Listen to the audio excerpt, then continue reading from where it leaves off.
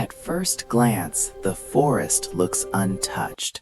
There are no trails, no markers, no signs that anyone has ever been here. Trees stand where they always have, leaves fall naturally, and the ground holds its silence. This is the kind of place that forgets quickly, and that's exactly what makes it safe.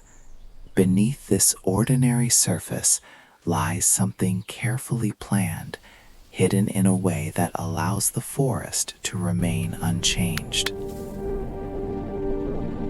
The shelter begins not with machines or noise, but with patience.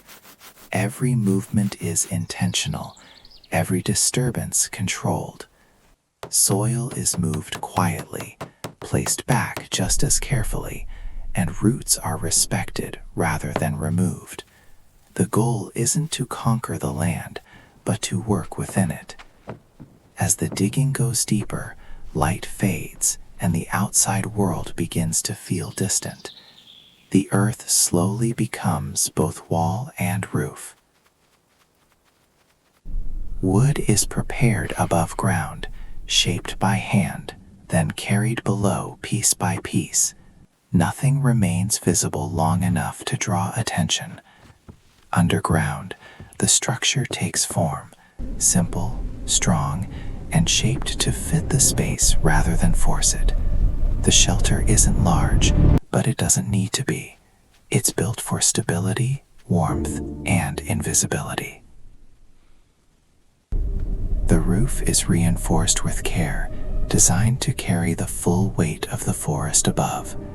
Airflow is planned deliberately, hidden through natural gaps so nothing appears altered at the surface. When the entrance is sealed, the shelter disappears completely. Above ground, leaves fall back into place, rain washes the soil smooth, and the forest resumes its normal rhythm. Inside, the space becomes quiet and still. The sounds of the surface fade, replaced by the soft pressure of the earth. When the world above is tested, by wind, force, or time, the shelter holds without resistance. Nothing breaks through. Nothing is revealed. The forest keeps its secret. Eventually, calm returns. Light is allowed back in, carefully and slowly. Outside, the land looks different, yet unchanged. Ash settles into soil, branches fall, and nature begins its work of erasing. There are no footprints leading anywhere, no clearings, no clues. The shelter remains unseen. Inside again, fire is lit gently. Warmth fills the space as water begins to heat.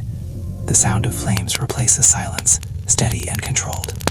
Tea is prepared, steam rising softly into the dim air. This is not about comfort. It's about survival without being noticed. As the fire settles and the cup is raised, the shelter feels complete, hidden, stable, and quiet. Above ground, the forest continues growing, covering every trace of human presence. And below it, a place exists that was never meant to be found, only to last.